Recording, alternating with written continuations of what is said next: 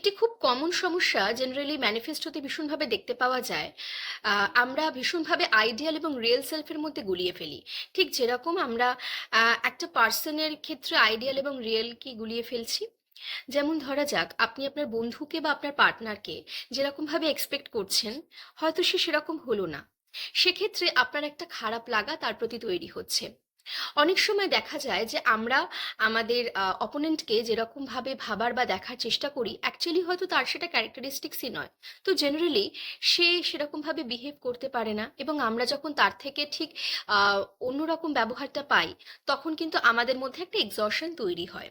আমাদের সেখান থেকে একটা খারাপ লাগা তৈরি হয়, আমাদের একটা এক্সপেকটেশনের একটা বাধা তৈরি হয়।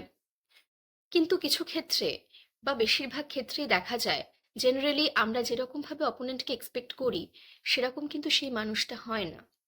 এই ক্ষেত্রে আমরা একটা কাজ করতে পারি। সেটা হলো আমরা একটা ব্যালেন্স তৈরি করতে পারি। কিছু জায়গায় গিয়ে সব মানুষকে যে আমার ভাবনার মতনই সমান হতে হবে, এটা যদি আমি ভেবে নিই, তাহলে কিন্তু আমি কখনোই নিজেকে ভালো রাখতে পারবো না।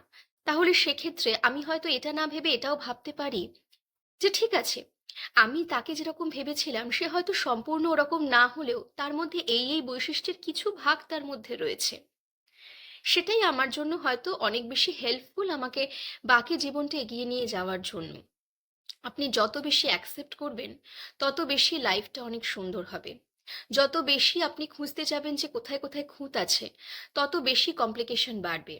তাই কিছু জায়গায় কিছু ব্যালেন্স তৈরি করাটা বোধহয় লাইফের ক্ষেত্রে ভীষণভাবে ইম্পর্ট্যান্ট।